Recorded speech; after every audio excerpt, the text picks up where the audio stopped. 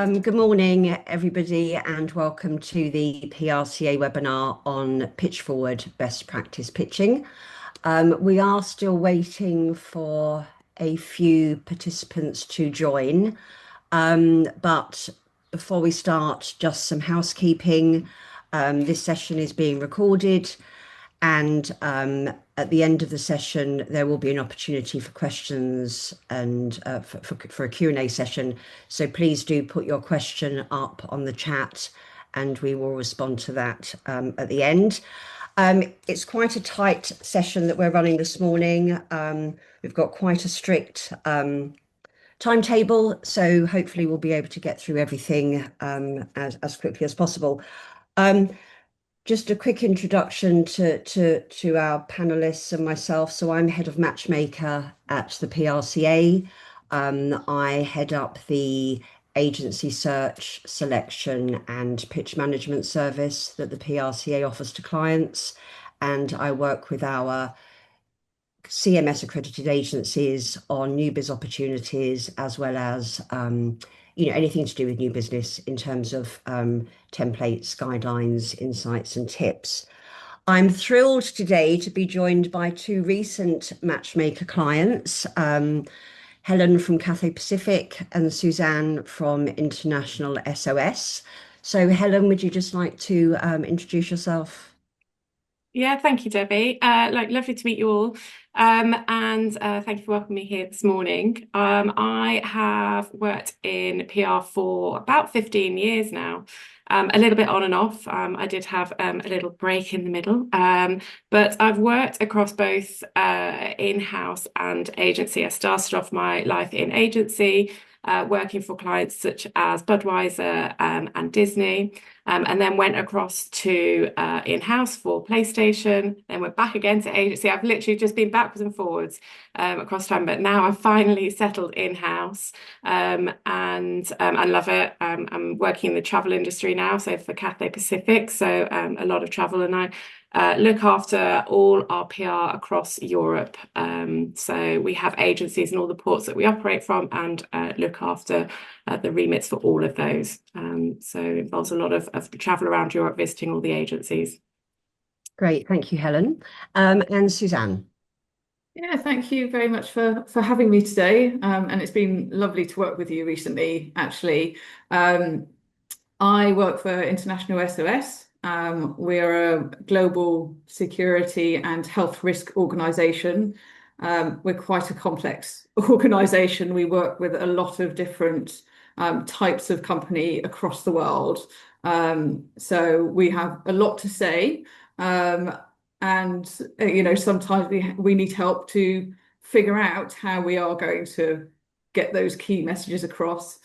I've been in PR for more years than I care to remember, to be honest with you. Predominantly in-house, but some agency side. I actually started out in agency side many years ago in travel, actually, as well. But predominantly I've been in B2B, working for organisations like Amex, the rail services out to the airports, all sorts, basically. I've been with International SOS for almost 6 years now. However, like Helen, also took a little break from International SOS and PR, saw them through COVID, and then took 3 years to do a more kind of marketing stroke client services role, and then came back to International SOS in September. Great, thank you, Suzanne. Before we start the session, we are going to put out a question as a poll to you all. It's a question for both agencies and in-house professionals. So if you can, I think Danielle is in the background, if you could take a quick look at this poll, and if you can answer, we won't see your answer. It is anonymous. So if you can just take a moment to respond to that, that'd be great.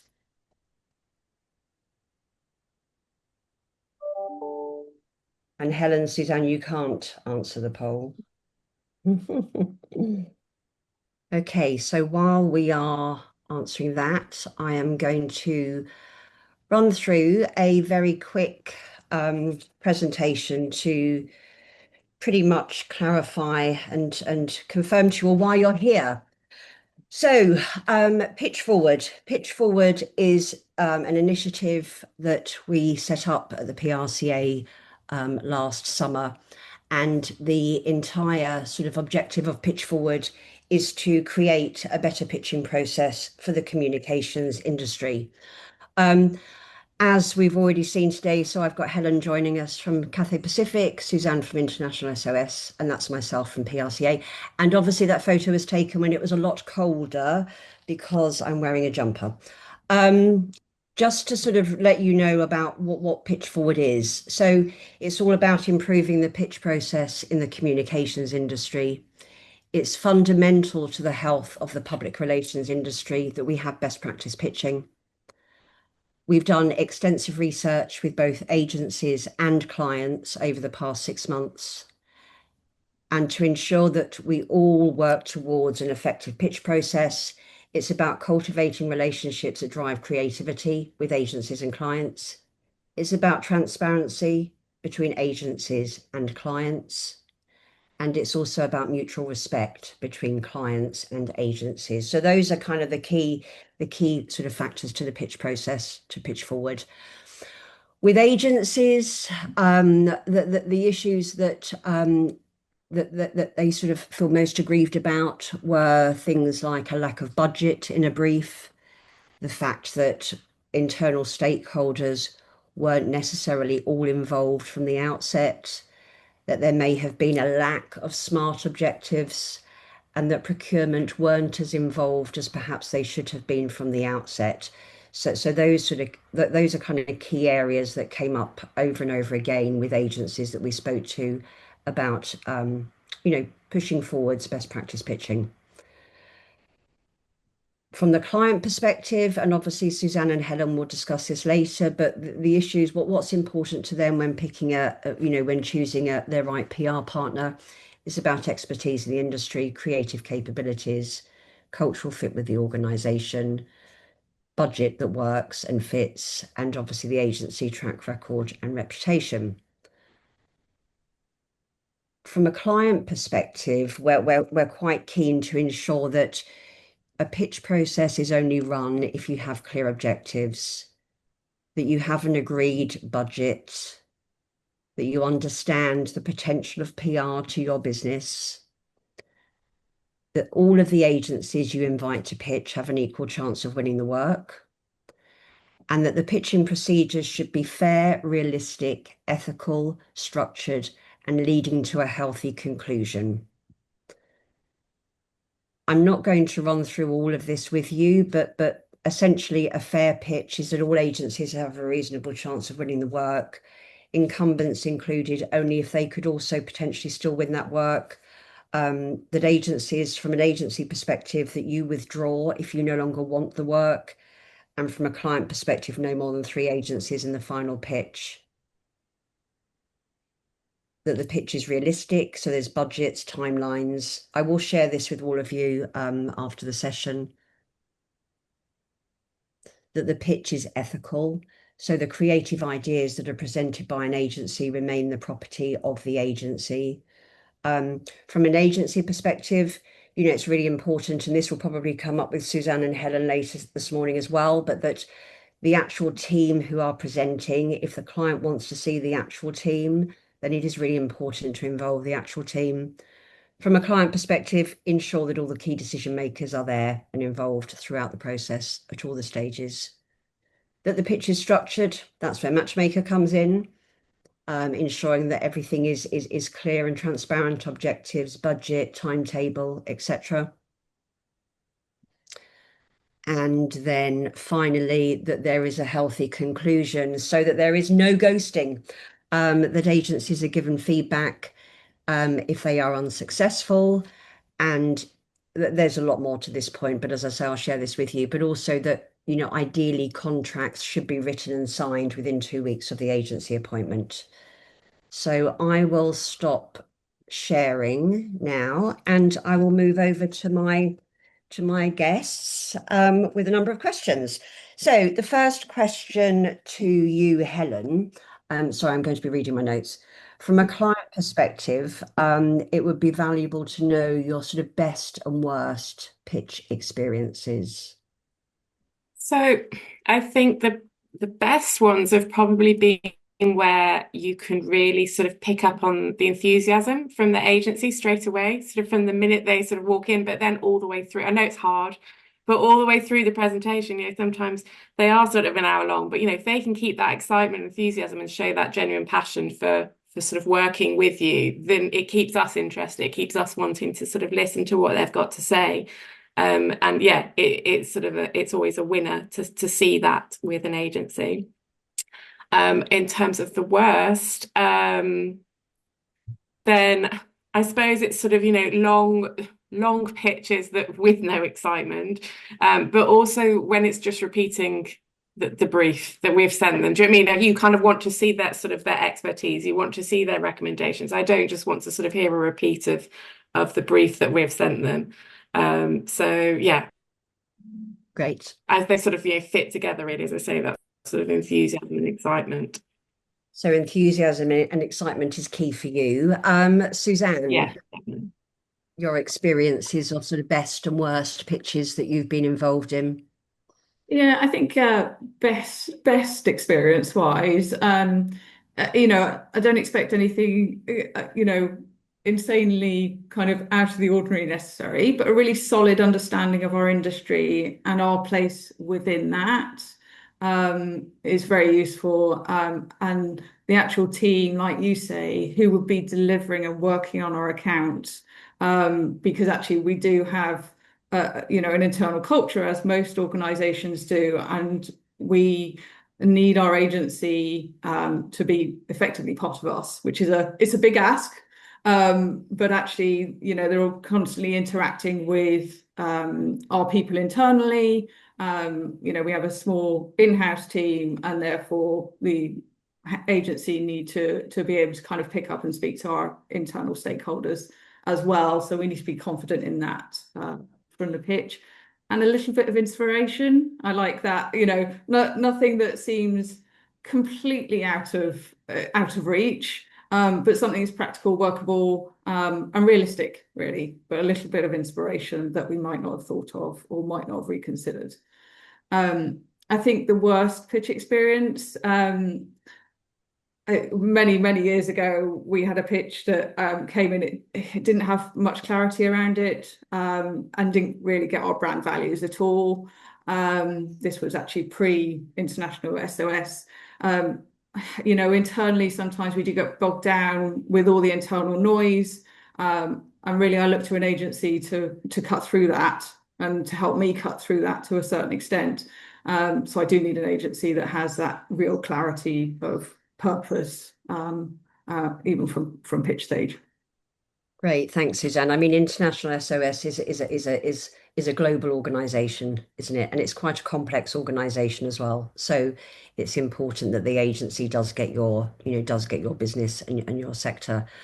Moving on, Suzanne, you're first this time. From your experience, what's the one thing an agency must get right in a pitch? And we possibly have sort of covered this off, but what's the one thing an agency must get right? And secondly, what's the biggest red flag in a pitch? Yeah, I mean, I think you kind of just picked up on one of the things, and that is that the agency has done their research. We are a complicated business, as many are. So we don't expect perfection, but we do expect something that's kind of workable, which kind of brings me on to the red flags, which are kind of something that I see as not realistic at all. So I do like enthusiasm. I like the fact that that we must go into a room and have some injection of excitement. But actually, on the flip side of that, it does need to come down to, okay, so what can you realistically deliver in a structured way? When I go and present to the board, I need to be very structured about how I'm presenting that, and therefore the agency that is supporting me also needs to kind of come in turn with those realistic projections of what can be achieved. One of the final things that actually I quite like to see at the moment as well is I like to understand how the agencies are using AI, because it's big in our world, basically internally. And I don't have a problem with use of it, but I'd like to understand how that fits, because that's interesting for us as well as an organisation. Yeah, no, very, very interesting. On the subject of AI, the PRCA have just launched a survey actually on to produce an AI green paper. So I think it'd be really good for all of those attendees watching and for yourselves. One doesn't have to be a PRCA member to complete it, but it would be good to get your insight with that as well. Thanks, Suzanne. Helen, from your experience, what's the one thing an agency must get right from your perspective? And also, what do you see as the biggest red flag in a pitch to I you? think it's not too dissimilar to what Suzanne was saying, to be honest. It is getting, understanding our business, understanding sort of, the industry. There's enough information about us out there, and sort of, to get the simple things right. And understanding sort of the position that we're in as a company, and sort of and the brief as well, just sort of making sure they're understood that clearly. And as I say, what Suzanne said was sort of making sure that those ideas are inspirational but also workable. I have ideas that are sort of very sort of pie in the sky, and it's great to see that creativity, but realistically they've got to sort of and I think the sort of the meetings that we have in the run up to doing that final pitch, I think sometimes is a good opportunity to find out whether those ideas are really sort of workable, and they should get a good idea of that when coming to that sort of final pitch meeting. And I suppose related to that, for me, red flags are quite often getting simple little things wrong in the pitch. It just stands out. It's basic things, I don't know, sort of old logos used in pitches. Do you know what I mean? It's just simple things like that. It's just making sure that all the information that is used is up to date. And there aren't those simple little mistakes that have been overlooked. Great, thank you. Obviously, there's a lot involved in a pitch process. There's pre, there's during, and there's post. All agencies want to know how they can sort of maximize their opportunity with a client throughout the process, from the beginning to appointment stage. What can an agency do from, you're sitting there as clients, you've shortlisted 3 agencies. What can they do to sort of impress you throughout the process? And you might have certain things that you'd like an agency to be doing beforehand, during and post. Do you want agencies to be emailing you all the time with questions? You're obviously very happy to have tissue meetings, I'm sure, I hope, and chemistry sessions. But what are you? How open are you to the creative and the sort of the relationship building throughout that pitch process? Some clients are very sort of strict and don't, with the tender processes, they don't allow for any human interaction.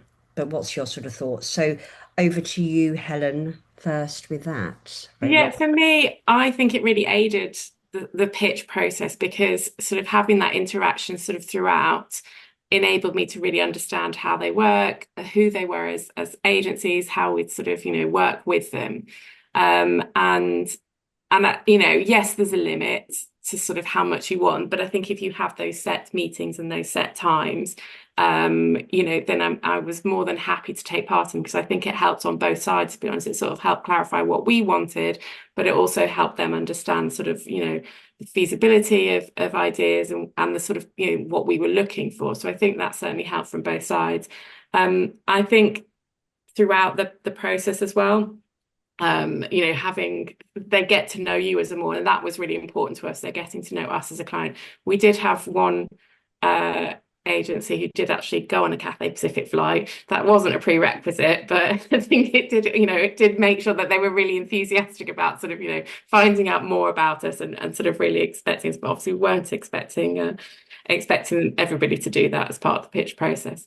Yeah, and then sort of towards the end, I think when you get to sort of the final pitch process, really understanding the sort of nitty-gritty of how the day-to-day is going to work. The clarity of budgets, the clarity of Suzanne's mentioned it as well, about exactly who is going to be on the team, who I'm going to be speaking to on a day-to-day basis. And that really mattered. Yes, the ideas are great, and yes, the sort of the inspiration was great, but yeah, I wanted to know, right, what is the process for sort of reporting? What's the process for this? How does the agency work? How does the budgeting work? And that was quite important, especially when it came to sort of making that final decision, when, quite often there isn't much in it between the top couple of agencies. There isn't a huge amount in it. And so it does come down to sort of, right, who's on the team? Have I met everybody? And how am I going to work with them on a day-to-day basis? No, that's really interesting. The agency that actually went on a Cathay Pacific flight pre-pitch, I mean, that's kind of incredible. Did they win? They did, but I have to say that wasn't a prerequisite. I made sure that didn't swing my decision in any way. Right, so I'm imagining all the agencies that are thinking, oh my God, we just don't have budgets for that. Exactly. That's really interesting. Thank you for that. Suzanne, so again, you've got a lengthy process before, during, and after. Same question really. What do you want agencies to do? What are you happy for agencies to be doing? How much getting involved in your business pre, during? Yeah, sure. I mean, certainly, we didn't expect somebody to get in a disastrous situation just so they could use our services basically before they came to pitch. But you know what, the before bit is really kind of crucially important to us, I think. Part of International SOS's strapline is human touch, and we are a very human-oriented business, basically. And actually, it just means that when there is interaction before a pitch, it helps also me to get my homework done, to look at the background of the agencies, know who we're meeting, know how they'll fit in with our team, because actually we have a kind of layered team. So you have, the immediate team, which is myself and my colleague who sit in London. But then we have a much wider team, which is marketers in the regions, and they use agencies in regions. And actually the remit of the agency that I use is to a certain extent interacting with those people in region and the agencies in region as well. So it's important for us to have that kind of chemistry together and be able to work together, know that we can ask questions of each other, we can, gain clarity together, basically. So I really like that initial interaction. And I'm more than happy to have, like you say, prep calls, emails that pop in to say, oh, I've just thought of this, all these kind of clarification pieces, I think help when it comes to actually being in the room for the pitch. And also it makes it easier on both sides, because then, if there's any discrepancies in, oh, we thought you meant this, and you can kind of figure that out before you get there. During the pitch, it's nice to see how the team interacts with everybody, basically. I like to see the involvement of the whole team that's going to be working on our account. So, I like to see the fact that, each one of the team either takes their role, or they know us, basically. So it's not just one kind of spokesperson that's put up. I like to know that, all the levels in that room know who we are, basically, and we interact well with them.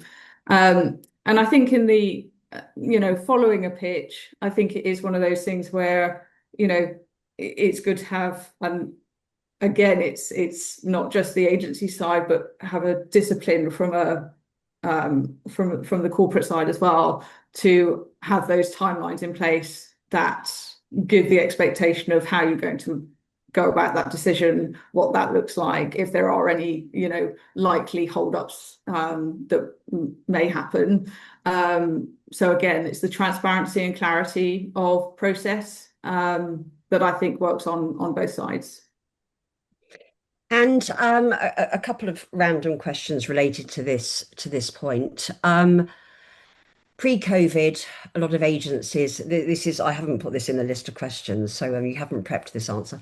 But pre-COVID, there was a lot of agencies put theatre into their pitches, it sort of from props to even just generally to sort of moving around a room when presenting and that sort of thing. How important is that to you, Helen, first? I mean, I'm not talking about massive theatre, but in terms of bringing the pitch to life. Yeah, I love it. I think it's great. If it fits with the brief, if it fits with the agency, don't sort of force it in there. I think, on the day that we had the pitch, we had them back to back, I think, from memory. Do you know what I mean? And it's a long day to be sitting, and it was a very warm room. So to sort of bring that, but especially when it comes to sort of like the end, you really want that sort of excitement, that theatre, keep us engaged, keep us interested. It shows that sort of creativity, a little bit of inspiration. So yeah, I'm all for it. Great. And I think that's probably, I know that Helen, your remit was more B2C and influencer. Suzanne, yours is obviously more B2B. Theatre per se might be slightly different in the B2B world, but how do you feel about, I don't know whether people have sort of started sitting down a lot in pitches and movements. I'm quite a moving kind of person, but do you enjoy it when people get up and move around? Do you think there is this death by PowerPoint? Yeah, absolutely. I mean, I think we all enjoy a bit of theatre, right? But what I do try and do is, if there's something that I try and see through that. I mean, we are, we are a B2B organization. What we do is relatively serious.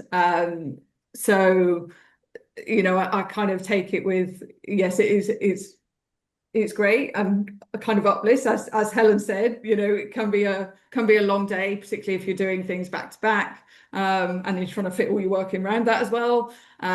So actually a little bit of light relief, but I wouldn't have said that would necessarily kind of have any particular impact on. It would have an impact at the time of the way I'm feeling, but post pitch, I would be looking at kind of my points system to see how everybody did, and I wouldn't necessarily, particularly in my industry, have any particular weighting on the fact there is theatre. Okay, no, that's great. One other point, again, with what you both said about having the team, the right team in the pitch. Many agencies ask me prior to pitches, should we have the full team in, or should we just bring in the senior people, or should we, some agencies tend to focus on those that they know are good in pitches, and that's all great. But from a client perspective, do you want to see all levels? How do you feel about there being someone in the room who you might never see again? Suzanne, if you'd like to answer that Yeah, first. personally, I like to see all levels, and I like them to be, integrated enough in their own team that they can each take a part and they can do you know what I mean? I don't expect them to be necessarily, particularly if they're, kind of new in or something like that, they're part of a team.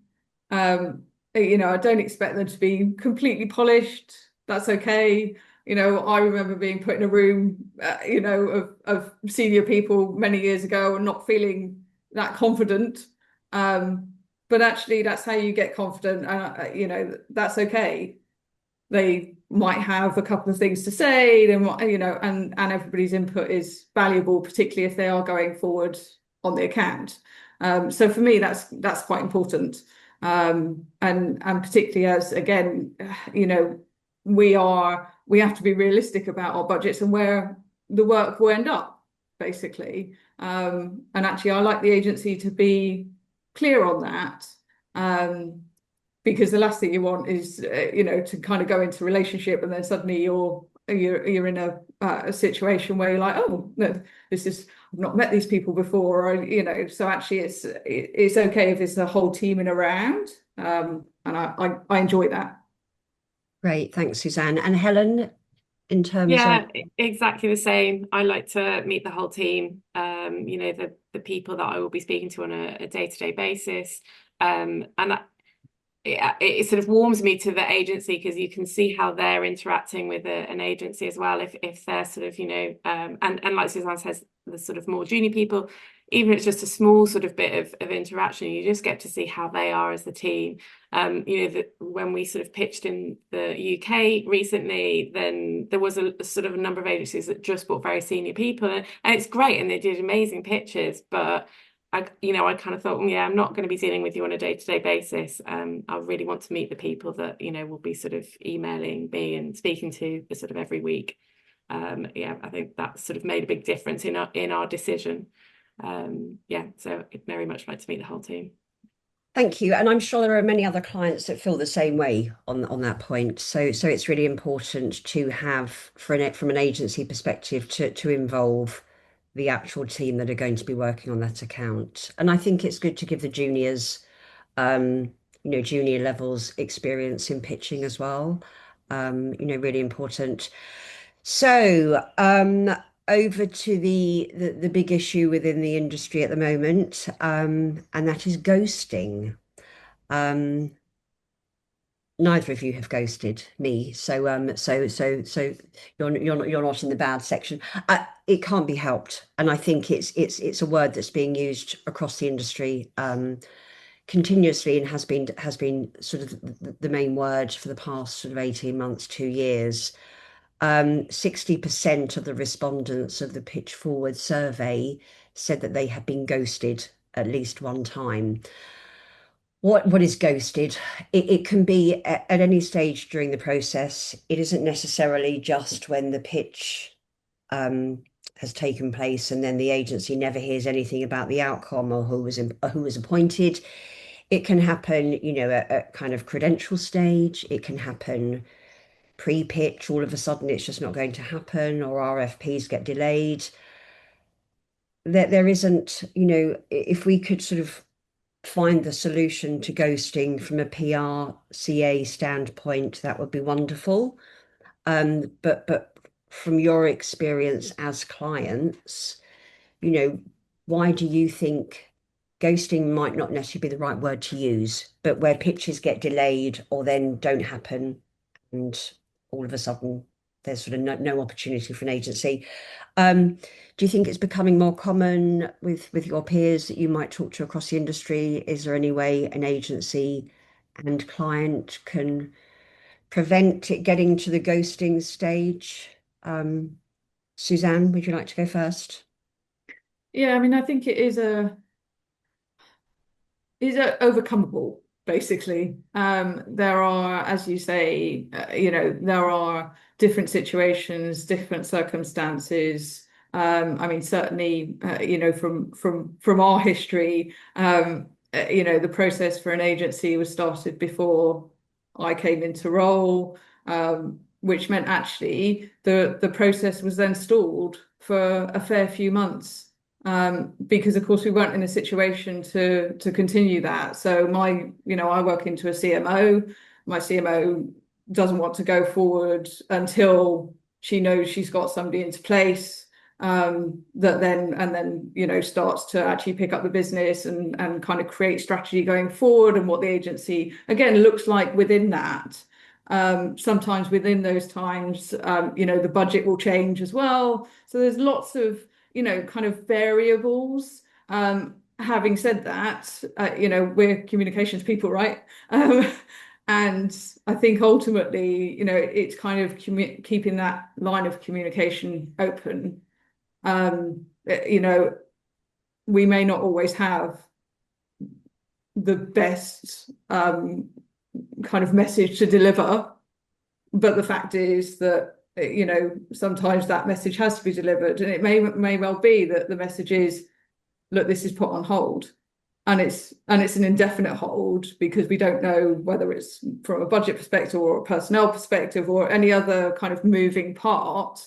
But I do think that, you know, particularly as in a kind of industry where we all move around, right? And we all do different roles, and we all work with different agencies over time. And it's nice to have those relationships that actually kind of are ongoing, because also, you know, what doesn't work out in one scenario might work out in another. So I do think that's, you know, it's an important part of the kind of finalization of the pitch process to a certain extent. Yeah, no, absolutely, Suzanne. And Helen, any thoughts on ghosting, how it can be reduced, avoided? What Yeah, I think it's you know, as Suzanne was saying, there are often a lot of changes. I think especially this has happened more for us sort of in Europe when we've been sort of considering new agencies, and you're quite often just getting the creds as a very initial stage. You're not quite ready, just as you say, there might be personnel not in place, or you're sort of waiting for something to happen. So yes, I think that's probably sort of yeah, creds, sometimes it does take that long time to get from that sort of initial idea right through. So there may well be ghosting. And that's, I think at the early stages, that's probably harder to avoid. But I know that certainly when we sort of used your services, Debbie, and Matchmaker, it was really good at sort of keeping us on track and making sure, you know, Debbie sort of laid out a very sort of, you know, timeline, and we did pretty much stick to it. I think, you know, we sort of, you know, there were various holidays as it was over the summer that made it hard, but pretty much, and it was good to have Debbie's support in that respect from Matchmaker, and making sure that it's communication from both sides, so both us to the agencies, but also the agencies to us. So yeah, I certainly think that helped. It's hard, but, and you know, Suzanne was saying there's a lot that often changes that is outside our control. But yeah, communication is key, and so I think yeah, having that timeline at the start really helped us. Great, thank you, Helen. I think that's it, isn't it? We are in the communications industry, so if a pitch is on hold or if there are delays, you know, it's important that it's communicated. I think that's really the sort of bottom line, isn't it? Communicate what those concerns are where possible. The other issue that tends to be brought up a lot with our member agencies is that of procurement, in terms of their involvement in the pitch process, and I suppose sometimes the frustration that you know, that it's sort of the inability to build a relationship with the procurement side of a business. But obviously this is very different client by client, and obviously certain sectors are very much procurement led. But in your experience, is procurement heavily involved in a pitch process? And any tips on how agencies can keep procurement happy? Do you want me to take that one? Sorry. I was still deep in thought of the question. No, I mean, yeah, I think we're quite fortunate actually that because our head office is in Hong Kong, we're kind of Europe sort of, we're kind of, sounds awful saying left to get on with it, but they leave us to our own devices and making our own decisions, and I think that is sort of beneficial for us. So no, in terms of the decision-making process, we have been fortunate that they're not hugely involved. We still do have to justify the decisions that have been made, and sort of why one agency has been chosen sort of rather than the others. But yes, thankfully not a huge amount involved in the actual pitch process. But I think it probably, you know, we still, regardless of whether they're involved, it does come down to really sort of the budgets and the clarity of the budgets. You know, we would sort of lay out our budgets in advance of the pitch process, but sort of making sure there's that clarity all the way through. Certainly with the agency that we did end up choosing, we just have to go backwards and forwards a little bit on the budgets just to make sure that it sort of, you know, there weren't any surprises. But yeah, as I say, thankfully they weren't hugely involved, but yeah, just clarity from the start. Right. And do you have good relationships with your procurement people within Cathay Pacific? Is it? Yeah, they tend, well, it's one of those things they're sort of like they'll ask, and as long as you've got all the sort of the information that they need as to, the sort of the pitch documents, the sort of the justifications, the scoring sheets that Suzanne mentioned, we quite often have to sort of prove that we've chosen, everybody was on a level playing field and why we've chosen who we've chosen. Yeah, yep, no, that's key. And Suzanne. Yeah, we're similar, to be honest with you. Procurement are not involved at all. The PR budget sits within the marketing line. So we already have it signed off. It's very well established. So actually procurement are completely out of the picture, basically. They don't need to really see anything. I do it within my team so that everybody knows how we've kind of assessed.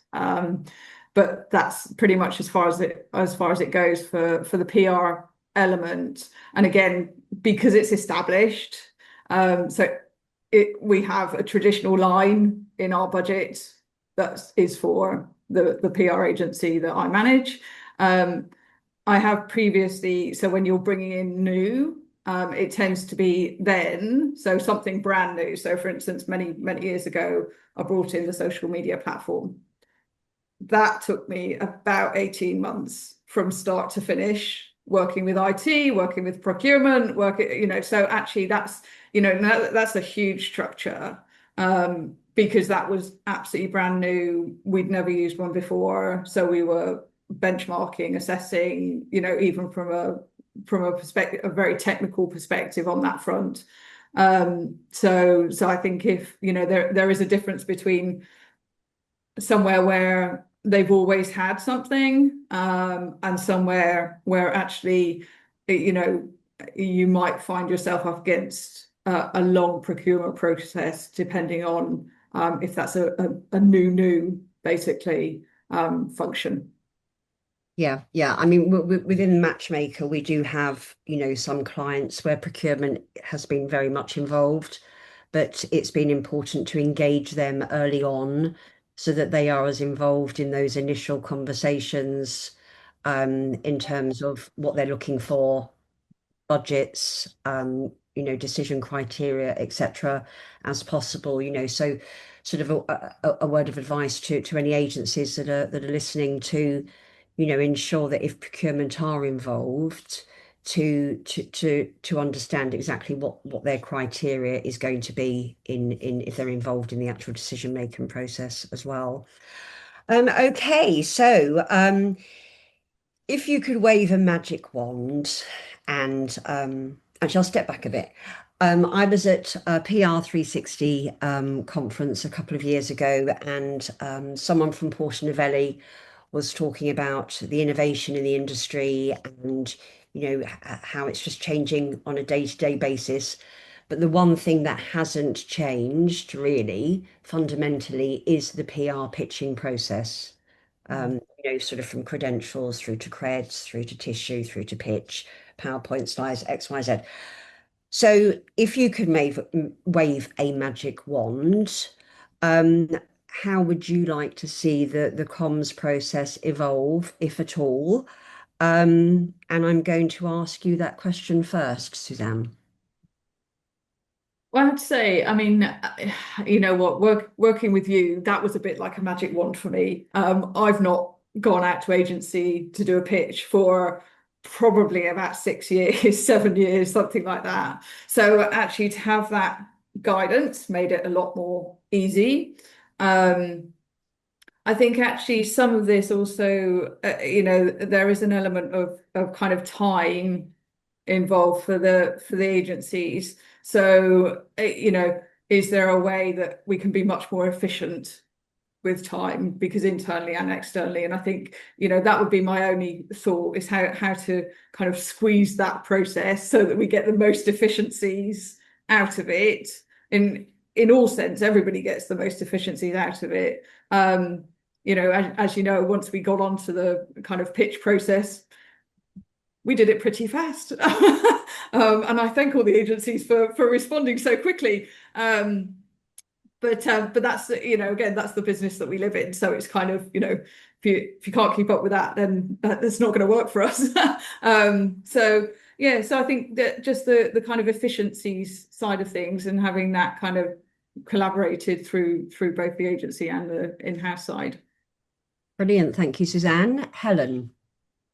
Yeah, I think it's hard to change the pitch process. I think there's certain steps that you want to and you need to go through to choose someone. You're choosing someone not only for the work, but the relationships, the chemistry, everything else. And I actually think it's quite hard to change the pitch process. Yes, you can sort of, sort of bring in efficiencies, and that would absolutely help. But in terms of, I still want to hear the sort of the creds. I still want to sort of meet the team. I still want to hear the pitch and the ideas they have.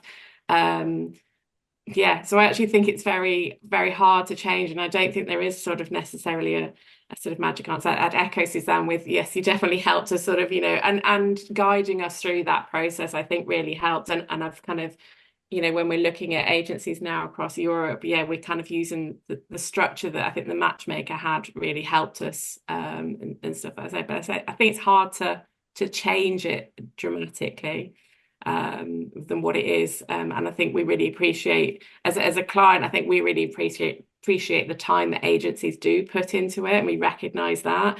It's hard when we do have to make that decision, because we know how much work has gone into it. But yeah, it's something that I think needs to be done. Yes, no, they're great points. We do, obviously, the research that we did with Pitch Forward was looking at the cost of pitching to agencies. The actual figure we've got in the report is far less than I believe it actually is, because you haven't just got the hard costs, but you've got the agency time. And then if you bring in everyone within the team from, CEO input, but creative director, strategy director, planning director, if there is one, etc. I was in a pitch earlier this year, and it was costing agencies 70K, for the time taken from the beginning to the end, so it's a phenomenal investment from the agency perspective. So yeah, it is really important, isn't it? I think, But yeah, sorry, just adding to that as well. I think it comes down to, I suppose, to being honest and open from the start. I did meet with an amazing agency, and I absolutely love their work. Would love to work with them at some point, but I realized they weren't right for us. So I think it's just having that sort of open communication. It's like, I love your work, love what you do, but you're just not right for us. And yeah, the sort of to save everybody going through that sort of the process and investing that time. But yeah, it's hard. But I think that's it, and agencies know the situation, and that's why it's important that we recommend from a matchmaker perspective that no more than three agencies to pitch if possible, because it is a lot of time on the agency side. I mean, sometimes there may be a fourth if the incumbent's involved. Some clients might say, well, we want five to pitch. There's also that it's a balance, isn't it? But dependent, that the usual kind of guideline from a matchmaker perspective is three.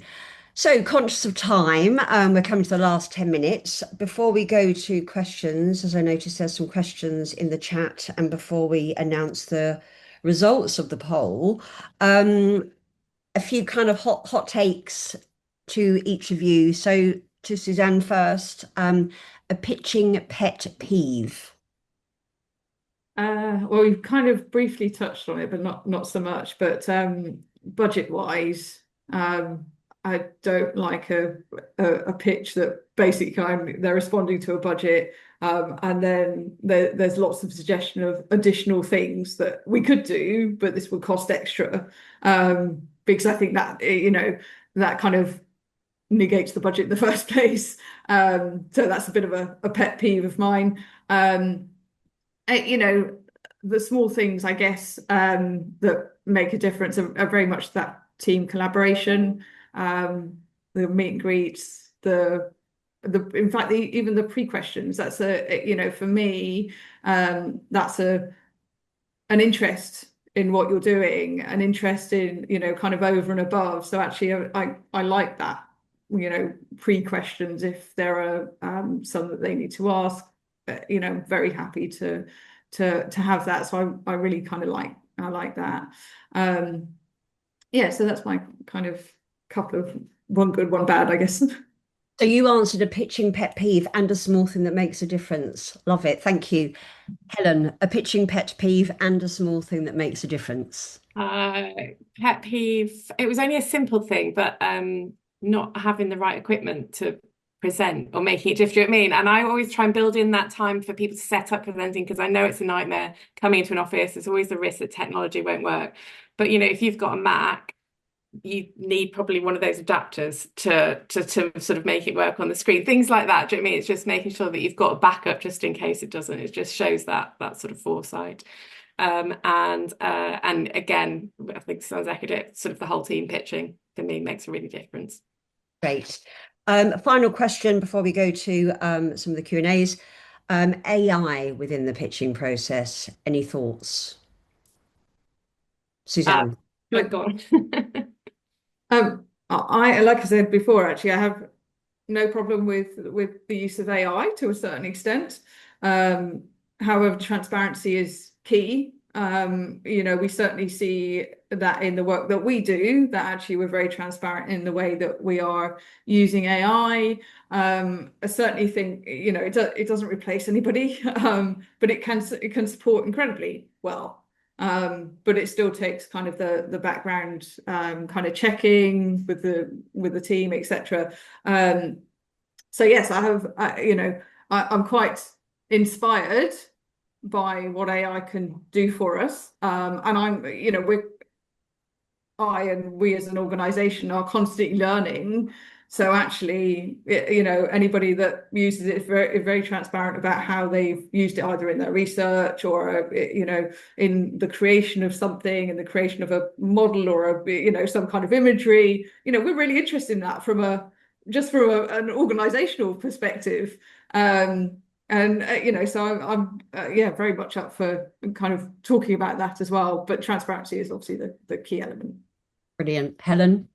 Yeah, absolutely agree with Suzanne. Yes, happy to see it. I quite often turn to our PR agencies to learn from them, as well. They're often sort of more knowledgeable on it than I am. And if they can bring something to the table, sort of using AI, then absolutely open to it. And we are as sort of an organisation as well. I think there's more and more ways we're looking to do it. So yes, definitely. Great, thank you both. I'm just going to go to a couple of the questions we've got here. Do you prefer the pitching to be in person? Suzanne first. I do. If possible, I prefer it to be in person. I think, I spend a lot of my life on Zoom calls, on Teams calls to various destinations in the world. But it is nice to have that kind of human touch, basically. So I do prefer it. But, it's nice to kind of get to know people in person. You can bring in that theatre if you want to. You can have the interactivity in the team. Whereas I think actually, even if you've got a stream from a room, it's difficult to get that kind of human interaction and understanding of quite how that will work. Okay, Helen? Yeah, agree. Quite often we will be pitching to agencies, we'll be pitching to us across Europe. So it's sometimes a bit restricted. So we tend to do the first stage over Zoom or Teams calls. So the sort of the creds and meeting agencies. But yeah, when it comes down to the actual pitch, I'll always make sure that we're meeting face to face. Great. Matchmaker loves that. Okay, I'm going to read out this next question. Often we find that clients we are pitching to don't actually provide enough information in their brief, nor a budget, which isn't very helpful. Do you have any advice? Well, they should use PRCA Matchmaker. Is it okay for us to ask for more information to help direct our pitch? I have answers to this. I'll go back to the individual privately, but from a client perspective, Suzanne, would you, if the agency needs more information and wants a budget, etc., etc.? I think it's essential. I mean, you can't go forward without those, right?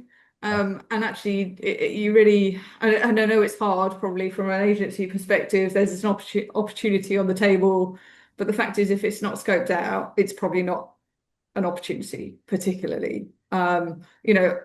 Maybe it is that, somebody hasn't used the PRCA Matchmaker and therefore they haven't got all the confines and, haven't done it before or whatever. And actually, the questioning may also help to direct their search. So, I think it's an essential. You've got to do it.